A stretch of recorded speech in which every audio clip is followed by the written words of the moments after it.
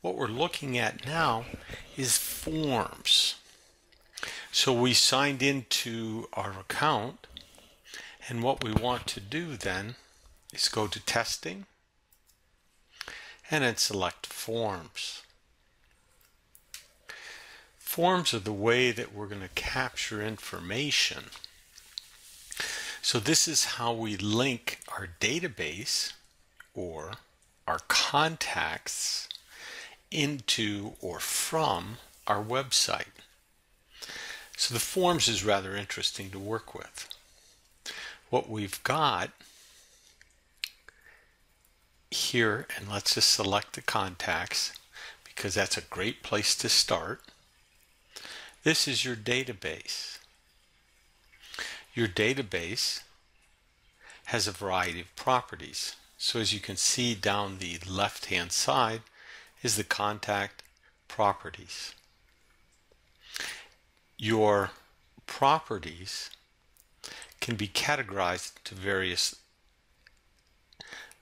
groups: contact information, social media information, email, and if you need, you can capture additional information by creating a property or by creating a group.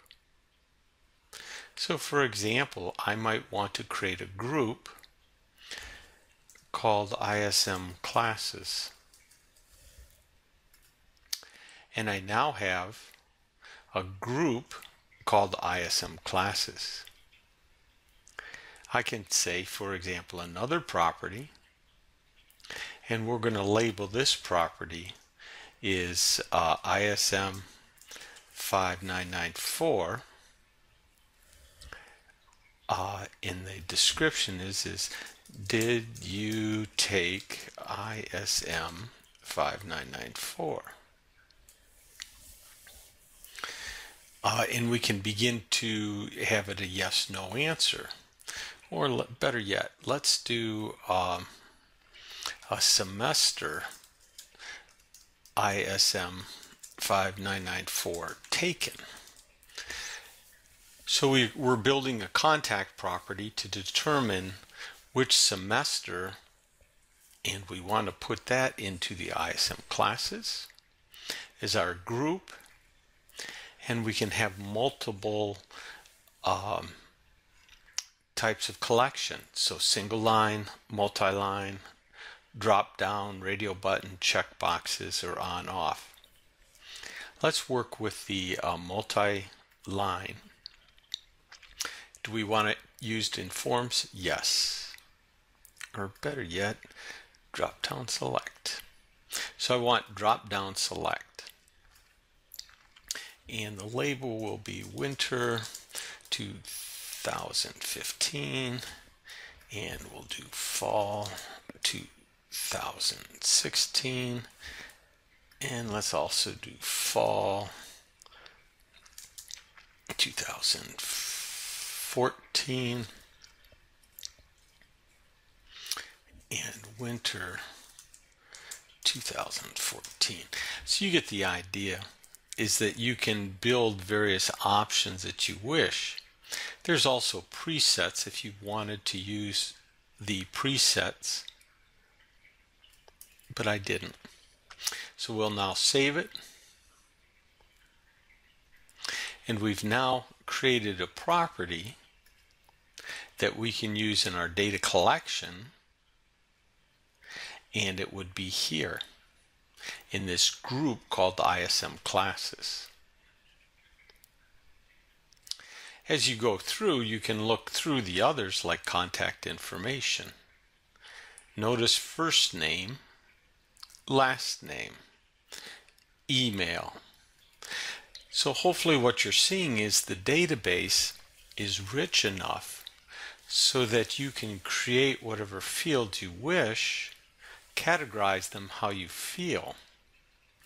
Now that we have information in our database, and hopefully you're beginning to understand different elements for the database, we can look at And now let's go back to contacts. And we were working on forms. So what we've done is we've looked at the contact properties and built a special field. Now let's build forms. Let's take a quick look at the default form. It's on several pages. So let's just hit the gearbox.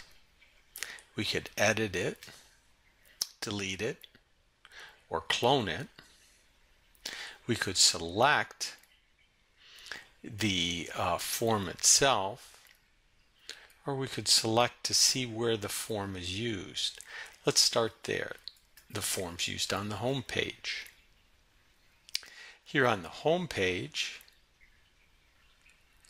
let's view it live. Scroll down.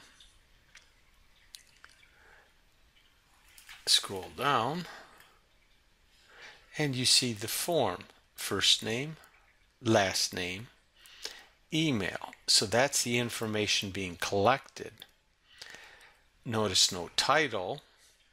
And notice the submit button at the bottom. So this whole area is the form. Let's cancel that. Now let's open it up for editing so we can see what the site page looks like. So as we look here at the site page, we can see that the form module is being used. So let's scan down. There's our form. We'll edit it. And you can see here the form module is asking for the title. There is no title, and we can see over here no title. The form name and the multiple types of forms that are available. So we can edit it.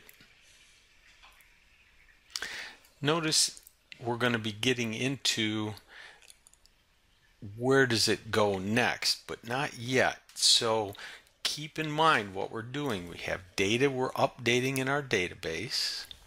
We're creating forms to capture it, and we're going to do something with it. So right there's some of our information. In addition to doing something with it for the user, we can send it to particular people. So maybe you want to always be notified when somebody signs up, for example, for the post-bachelor certificate program. Or perhaps when they sign up, we'll work on a workflow, and we'll talk about that. Or perhaps we want to send a follow-up email, and we'll talk about that in a future lecture as well. But so we can see right now the form on the page. Let's jump back and go take a look at that form. So let's click on the form. This is the form collection, and we've talked about forms in a class earlier, but this is the form collection layout. Starting at the top, we have details about the form, fields that I can use in the form, and notice that we just added one, which was ISM classes. And we have options for the form. So let's take a look at the existing default form and see what we can understand about the form and what it can help us with. So to begin with, we've named the form so we know how to use it. Then the button text. We've put text on the button. Now that text ideally should match the name of the form or the intended use of the form. For example, if we were going to have a landing page where we were going to provide a ebook, it should be get your ebook. And the form name would be submit form for ebook, so that you're not letting the user be confused about why are they filling out this form and what's going to happen. So you want to constantly give them hints as to what they're doing. So now that we see the form name, we can scroll down and we can say who submitted information using this form. And I can see that from this form, this individual on this date submitted this information. So we have an idea about the effectiveness of that form. Let's go back. We were on the form. Now in the right-hand side, you can see that there's two areas, the top and the bottom. The top contains default questions. The bottom contains questions that are being queued up to ask. And he's saying, wait a minute, time out. What are you talking about? You don't want to overwhelm somebody and ask them their life history. You only want to capture enough relevant information that you can start to work with that individual, share information that individual. As you continue to work and they continue to return to your site, then you can go into the queued up questions and ask those. So now that we know what we're doing, how do we do it? Notice this smart icon in the far right-hand corner. The smart icon says, once this field has been filled in and I know it, don't bother the individual anymore with this question. Go to the first one in the queue and replace it. Same thing here is if I make this field smart by clicking it in, and hopefully you can see color differences. It says once they've entered this information, don't bug them anymore. Now here's the other side, which is it a required field? So all I really require to get the ebook that I really need is their email address. Sure would be nice for personalization to have their first name and last name to go with that. So that's the beginning point. Now, as you can see, I can edit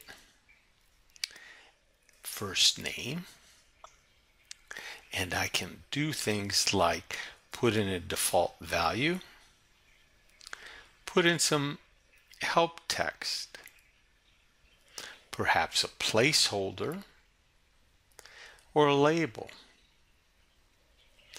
Now maybe I want to have a special field, but I don't want the user to fill it in. Maybe I want to track it.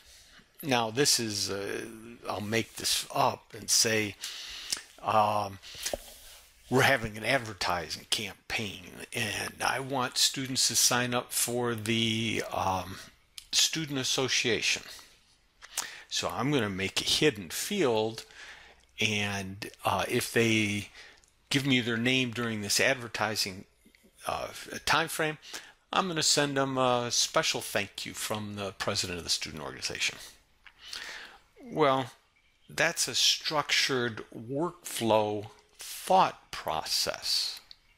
So once they've given you the information during this specific time frame, I'm going to save a field and say special email required or something like that. The user doesn't need to know that, but I could use it in that type of a fashion. And required field. So let's close out. So I just want something very simple. A simple line of text with your first name, simple line of text with your last name, simple line of text for your email, but I want it to be required, and I can build email domains to block. So there might be spam emails that are common that you really don't want. Maybe perhaps there is competitors. So here we're at Wayne State. Perhaps we're going to view Eastern Michigan as a competitor. So students that are coming to Eastern Michigan, or faculty from Eastern Michigan that want our free ebook, we don't want to give it to them. We would prefer not to. So we will block emails from those domains. Or maybe this is all about registration. In the forms about registration. So the only people we really want to get the registration are wayne.edu email addresses. So we'll block everything else. Well, for our purposes right now, we don't care. Anybody that wants the ebook and is willing to give us their name, we want it. So now we have 3, and you can have as many forms on here as you want, but the number usually is 3. It's a good number to ask and start questions. Now, what else might we want? Perhaps, and I'll click on this field list here, we want to know, when did they take ISM 5994? Perhaps we would like to know their LinkedIn bio. And you know, I think that's probably more important in ordering things to have that first. Maybe I want their Twitter handle. So I've built these questions as smart. They will get filled in as other questions which are smart are filled in the first come, first out list. So we've started to build that. Now let's take it the next step. We have a variety of properties we can grab. Our options say, how do you want it to look? How, do I want to put in spacers between these? Do I want to have rich text? Can be a whole host of things. Let's put it right here. I could put in images. I could give them a link. I have full control, and I can write HTML code. I can write text. So I have a variety of things that I can do here. And just for this instance, let's just put in a horizontal line. Done. So that rich text, and you can start to see from our template work that this looks like modules.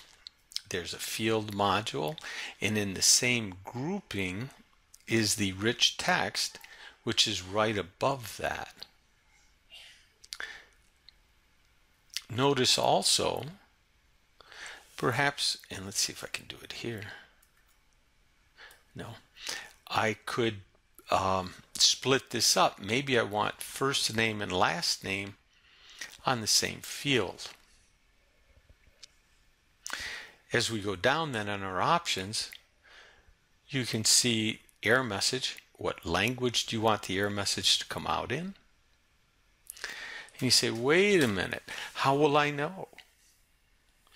Well, this is where you start to build smart content. If you know something about the person, you know the IP address that it's coming from. So by default, you know the country. So by default, you should be smart enough to put the correct language for that error message. And that's using the intelligence of the system. That's something you can't do currently on the Wayne State site, but that's beside the point. We could fill out pre-populated fields. Now, how do we know that information? As we track individuals with cookies, we constantly can go back and say, oh, they've already filled out this form. They've already given me their first name, last name. That's smart. Let's not show that. Let's go to the queue. But we did not make email smart because maybe they want to change it. I don't know. Or maybe it's updated. So we will not make that smart. But since we know who it is, let's put their email there so they know we know their email. Then I can say, send this to an individual. Maybe this is the advisor. So maybe this form is all about ISM, and it should go to Silvana, who is the undergraduate advisor, or to Kiate, because she's the graduate advisor. So we will notify them immediately when this form is completed. Notice the computer's not happy. It's giving us 2 warnings at the bottom. And the warnings are, did you know that changes are occurring? And these are the 2 fields you changed. If you're happy with it, that's good. But just make sure you're happy with that. Let's look down at the bottom. We have actions. We can embed this form on any page we want, or we can start to create a landing page. Now, I'm very much sequential, and so I will do my landing pages by going to testing, pulling down landing pages. But if you wanted, you could grab this code and embed it on a pre-written, non-templated form. Maybe another department already has a website up and running, and you just want to capture information. You don't want to touch their site. You don't want to. Anyways, you could grab the code and then embed it. Very much like you do with YouTube, and grab those videos. So let's quickly preview what we've done, and you can see the information. So how will it look if you had known contacts and it was smart?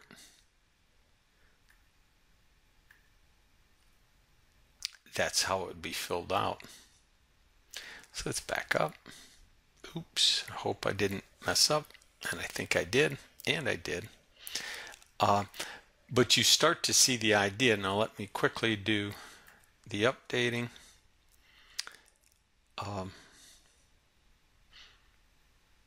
Fields, we want classes, and we want social. So we want their LinkedIn bio. We want their Twitter username.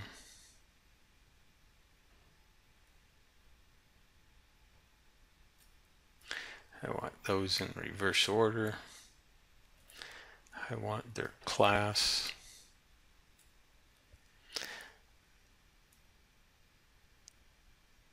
I want all of these to be smart, none of them to be required. I want to grab rich text. I want to be a horizontal line. I can see in the source code there's the horizontal line, so I could do other things like make it dashed or thicker and write that code that goes with it. I want to save it. Oops, I forgot to say send it to me.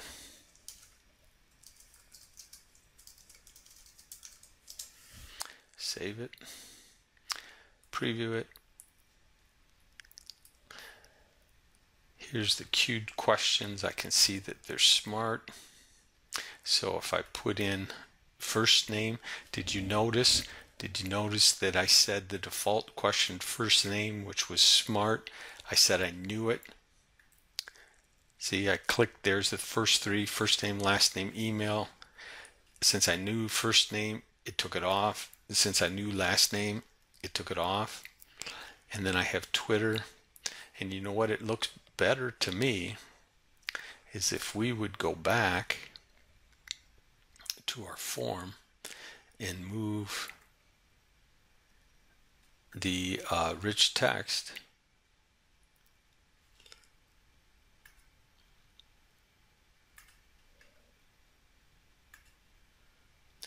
get rid of it, grab it, put it on the bottom here. Come on.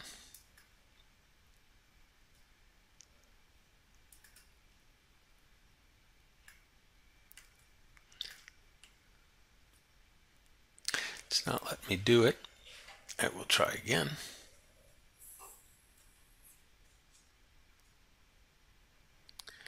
Oh well. Save it. Preview it. If I know its Twitter name.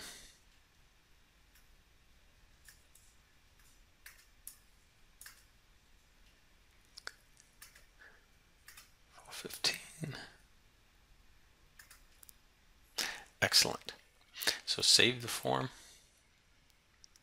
We've got the form now built. So when I go to homepage, view it live,